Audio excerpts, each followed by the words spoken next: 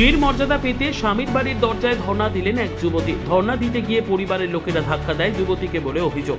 শুক্রবার চাঁচল এক ব্লকের ভগবানপুর গ্রাম পঞ্চায়েতের রামদেবপুরের ওই ঘটনায় চাঞ্চল্য ছড়ায়। কয়েক বছর আগে ফেসবুকে পরিচয়ের মাধ্যমে প্রেমের সম্পর্ক গড়ে ওঠে ইটাহার ব্লকের ভবানীপুর পঞ্চায়েতের মহানন্দা পাড়ার যুবতী হালেমা খাতুনের। তারা সাবালক হতেই 3 মাস আগে যুবতী বাবার বাড়িতে বিয়ে করে নেন। পরে বিষয়টি জানতে পারে ছেলের পরিবার। অভিযোগ, বিয়ের 3 মাস হলেও বাড়িতে তোলা হচ্ছে না ওই যুবতীকে। বাধ্য হয়ে দিন স্ত্রীর মর্যাদার দাবিতে ধর্ণা চালায় হালেমা। সংবাদ মাধ্যম খবর সংগ্রহ করতে গেলে বাড়ির ছাদ থেকে সংবাদকর্মীদের অনবরত ভিডিও রেকর্ড করতে থাকেন পরিবারের সদস্যরা। সে সময় বাড়িতে যুবক ছিলেন না। ছেলের পরিবার ছাদ থেকে দাবি করেন মেয়ের চরিত্র ভালো নেই, তার মোবাইলে অশ্লীল ছবি দেখতে পেয়েছে ছেলে, তাই ঘরে তোলা সম্ভব হচ্ছে না। এমনকি বাড়িতে না জানিয়েও মিনসারুল ইসলাম বিয়ে করছেন, তাই ঘরে তোলার কোনো ব্যাপার নেই বলে দাবি ছেলের পরিবারের। এ প্রসঙ্গে ধর্ণারত যুবতী হালেমা দাবি করেন, আমার নিজের ছবি নিজের মোবাইলে আছে, এতে আপত্তি কোথায়? আমাকে ঘরে না তোলার জন্য নানান রকম অজুহাত দেখাচ্ছে। ঘরে না তুললে আমি ধর্ণা চালিয়ে যাব। দুজনেই প্রাপ্তবয়স্ক। ঘটনাস্থলে পুলিশ গিয়েছে। বিষয়টি খতিয়ে দেখা হচ্ছে বলে পুলিশ জানিয়েছে। এখানে আপনি আমার 3 ঘন্টা হয়ে গেল এখানে বসে থাকা। আমার বিয়ে হয়েছে, আমার স্বামীর বাড়ি আমি এসেছি।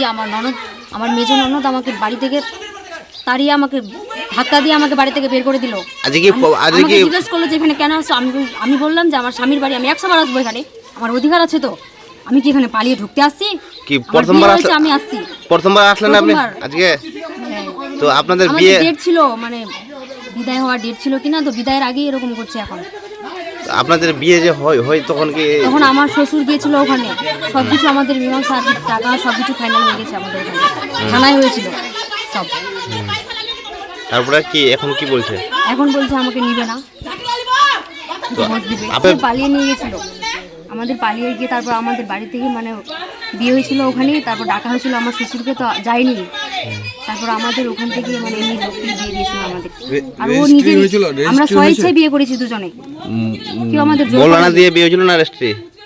রেজিস্ট্রি হয়েছে, এমনি সামাজিক বিয়ে হয়েছে আমাদের। দুটাই হয়েছে। বলছিলাম যে আপনাদের যে কিভাবে প্রেমের আপনাদের মিডিয়ায় আমাদের প্রথম আলাপ হয়, সোশ্যাল মিডিয়ায়। তারপর থেকে আমাদের ভিডিওটা ভালো করে করবেন হয়েছিল, এবং তারপরে কি হলো বলবেন বিস্তারিত?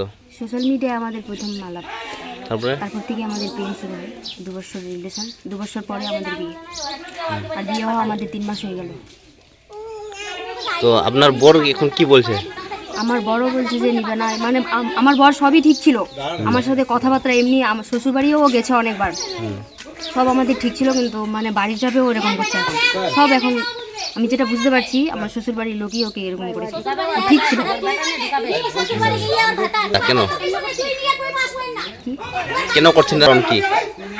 ওই আমার মোবাইলে মানে ভিডিও ছিল কিছু, তো ও আমাকে মানে বিয়ের আগেই ছিল ওগুলো আমাকে।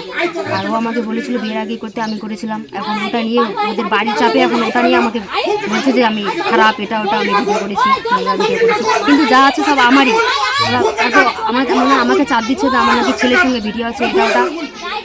ওরা না, আমার যা আছে সব আমার নিজের।